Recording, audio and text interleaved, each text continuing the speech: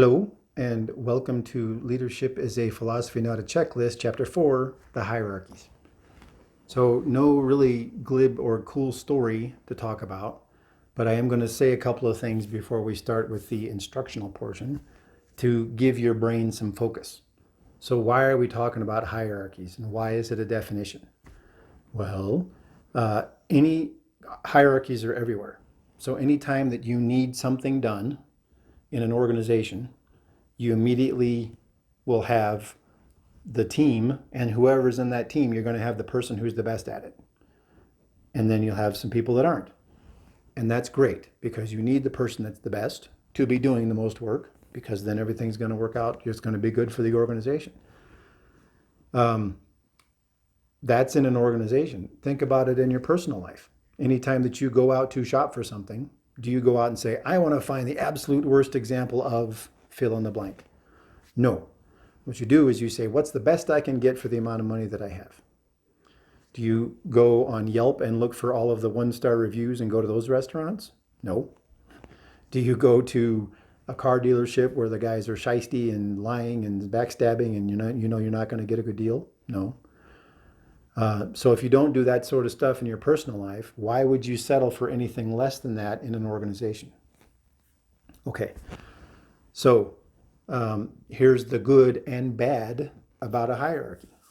So you get the hierarchy. You have task that needs to get done, the person that's the best. Well, with that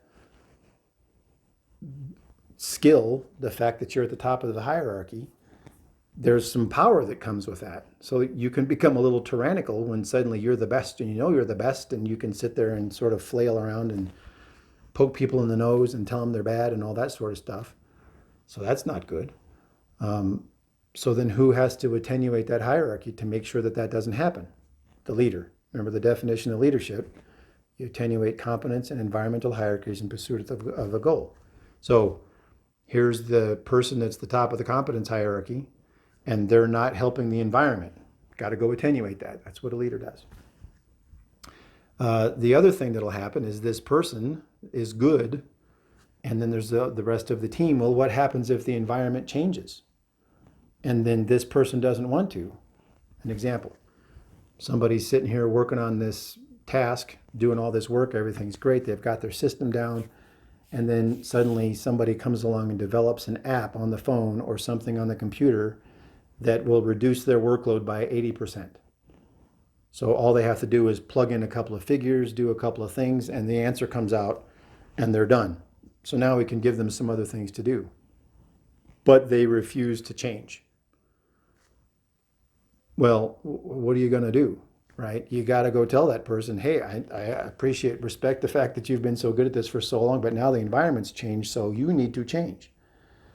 Or somebody who's really good at this app, I'm going to have to put him in your spot, because I have to make sure that the hierarchy doesn't become stale and ossify, right? If you have a bunch of competence hierarchies and just go and you're just working, well, that's great, but what happens if suddenly the direction changes and everybody's still working this way? But now, the goal is moved over here because of the environment. Well, the leader has to be the one that goes in and does that, because people will quite happily just do things the way they've always been done just to keep going. A great quote, right? It's one that always drives me crazy, and you've all heard it before. Well, why are we doing it this way? Well, it's the way we've always done it. Okay, for me, that's a trigger. Immediately I go, okay, but is it right? Because a lot of times people are just doing stuff to do it. So that's why hierarchies exist. And those hierarchies, if they become unstable or if they become based off of tyranny and power instead of competence, well, then they cause problems in the environment and the organization, and that's where the leader comes in.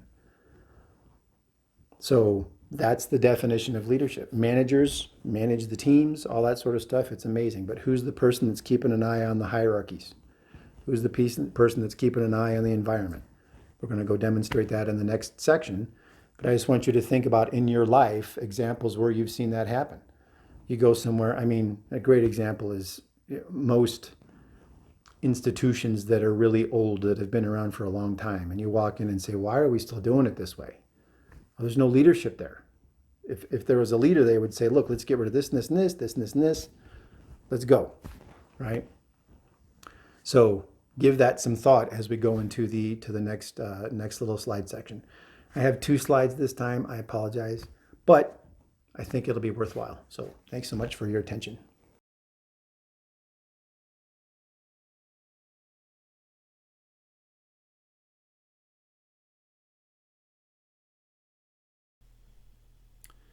Alrighty, so now we are ready for the instructional portion of Chapter 4, the hierarchy. So the intent of this is to demonstrate and show how hierarchies exist individually, with teams, with managers in an organization, and also how they can go completely haywire, or how they can be done correctly with some leadership attention, with an actual leader doing that focus. So real quick, these are individual hierarchies. Now you've got Maslow's hierarchies of needs. Just roll all that up into life. And then you've got ego. This is at work.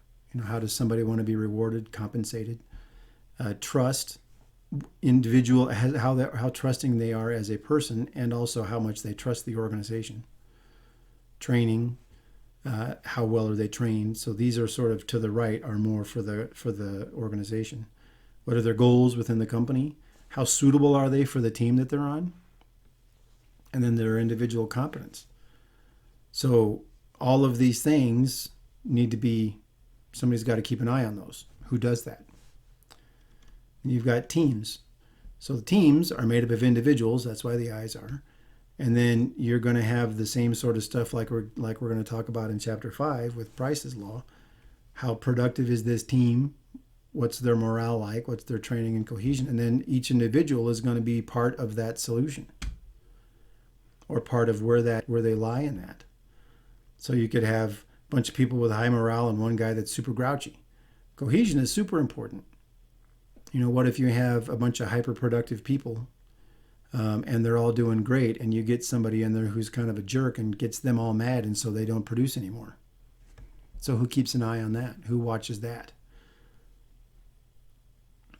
Okay, so now you've got individuals in teams, and then who's keeping an eye on the teams? Well, the manager's doing that, but the manager's still an individual. And then you've got these same things, like we talked about in the definition for management. Managers maintain systems in order to sustain the organization. And they're absolutely necessary. Sustain, give life to the organization. Well, okay, so pretty cool. Now we've got everything identified. Individuals, teams, managers. Where's the leader at? So I'll give you 5 seconds to guess. Where'd you point? Well, you don't have to point.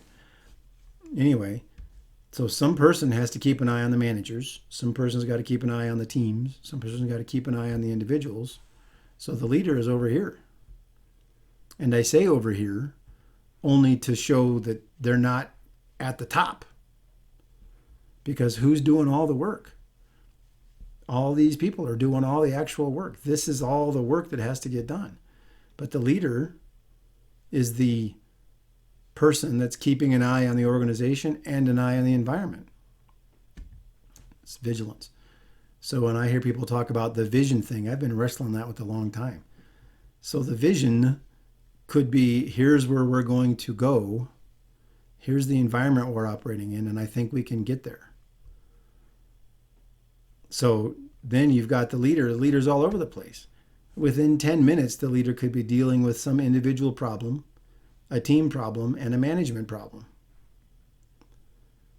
So what are they supposed to do? They're everywhere. Somebody's got some catastrophe that happens in their life. That person happens to be the most productive on the most valuable team. And so this entire chain is going to get impacted because this individual has a problem. Well, what do? Well, if you're the leader, you go down here, get that person to go take care of their individual problem, and then figure out how to maintain the productivity and all that sort of stuff in the teams with the managers. If you don't have the leader over here, this is when you get the managers that, I understand that your wife is having a miscarriage, but we really need this done, so you got to stay. Right? What we're doing is too important for that. I really need this number. Are you kidding me? Really? And I've heard of this happening, so it's not like something I'm making up. Leader, I got to attenuate this problem, so this person's got their life is now a disaster, which means that none of this matters. So they're not going to be productive. They're not going to be able to do anything. So go let them take care of that. So the leader is standing outside of the organization and writhing all through it at the same time, while also keeping an eye on the environment. And so leader sets the goals and attenuates the organization and environment to optimize progress. Because what will happen? Sometime a manager can come up with some system that seems great and start implementing it. And the manager is going to manage that system. And we need those. Well, the leader might realize that the environment's changed, as I mentioned in the story. So now we got to change the system. Well, that's hard, but that's the leader's job. The leader comes over here to the manager. We got to fix this system because we got a problem. Manager's going to throw a fit because they don't want their system to change because they worked really hard on getting it done. That's okay. But we still got to do that, or you're just going to manage yourself into oblivion. And you've seen that happen. Think of some of the major corporations that you've seen when the internet came out, when online retailing came out, and they didn't change fast enough, they disappeared because they didn't have a leader that went, hey, we got to fix this problem, or I see this issue. So in an ideal organization, you have a leader that's keeping an eye on all of these things, and that's what they exist for. I had somebody ask me a great question, said, are leaders required? Well, yes. Not necessarily to come over here and be the boss and tell everybody what to do in every minute, but the leader is needed for this essential function. Here's the environment, which can be chaos. Here's the organization, which can degenerate into chaos if nobody's keeping an eye on things. It's the leader's job. So now let's go to hierarchies done wrong and hierarchy done right. Okay, so typical organization, got a leader type, management. If you're lucky, at the next higher level, you've got leader and managers. Now, these managers don't have very many direct reports. They might have a staff of a couple people, but they're not doing the actual work. The individuals in the previous slide, they're doing all the work. Every layer of organization that exists above the individual is not necessarily doing all the work. Although you could say that at the frontline organization, they've got the most interface that's driving the business. Well, then what happens? Classic, right? Okay, well, we've got managers here that aren't doing a whole lot. They're managing these managers. Great. Well, then you have some managers at the next higher level. And since they really don't have anything to do, they might have a staff, then they start coming up with new ideas. The good idea fairy. And, hey, we need these 3 or 4 new systems. Well, my favorite example. So this manager at this level needs 6 pieces of data from these guys down here that are doing customer facing or doing all the work. So 6 pieces of data. This manager needs 7 pieces of data. This manager over here wants 4 pieces of data. But this manager wants it in a different format, this manager wants it in a different format, and this manager wants it in a different format. So now you've got the person down here that's doing the most work, that's the most directly in contact with the work that the business gets done, that's filling out 3 different reports with the same pieces of data. And then what happens? Well, then these people get all this data and start coming up with new ideas, and then they start fixing managers to do that. So you end up with a bureaucracy blanket that you can't get through. Well, how would you fix this? Well, you need a leader at this level too. Because who does this person call? Hey, I've got too many reports. Calls him, hey, cool. I got too many reports. Well, then they just call a manager who came up with the report and loves it. Try to tell them to change. It's essential. Is it really? Because it's causing my people to spend half of their time doing the same work 4 times. And so it's not effective. And it's making everybody's morale bad. And it's, causing a bunch of chaos. So what happens is these people get out of control. They just start systems, processes, systems. And most of the time they're redundant and nobody's attenuating this mess. So then the organization just goes, they get stifled. They can't grow. They can't innovate. And then what happens if the environment changes and technology changes and suddenly 3 of these positions are irrelevant, or the systems are no longer needed because, that's from Bill or Jeannie from 15 years ago, and now everything's different, but we're still doing their system. You've seen it happen. So overmanagement, lack of leader attention causes bureaucratic growth that stifles innovation or new thought. So now let's look at what's possible if we do it right. So leaders and managers, next level, leaders and managers, next level. So now your organization, as much of a pyramid as it is, you've got a leader at each level that's keeping an eye on a whole bunch of stuff. So this leader's keeping an eye on their team and also keeping an eye on this leader, letting them know what's going on. This one here is checking, the ideal is to check down here for all of their different people, and then check on the leaders above too, or the staff above. This person suddenly comes up with a great idea, sends something out. But then there's this chain for a leader to call and say, we've got a problem. I'm seeing something that's not right. Do we need to fix it? And then something that we'll talk about during the philosophy or during the archetypes, the higher up you get, the less you should do, because the impact that you have is so significant. But then even at the top, you have a CEO. Okay, that person should be the leader, but they should also have the chief manager right next to them. CEO, CFO should have the same pay grade, and they're sort of keeping an eye on each other. And then what else does this do? Well, this incentivizes people to get promoted in their competency. So you've got a leader, and then you say, well, I'm going to make you a manager over here of some process. Ugh. But these leaders, that means they've got a way to get promoted every time. And then the managers have a way to get promoted every time too, so they can keep moving up in their competency. Instead of, well, in order for you to get out of this level over here, you got to go become a leader in this morass. It's a problem. So then the leaders are able to mentor and develop the leaders, communicate and check on all the different levels, and keep everything attenuated, keep everything tuned up.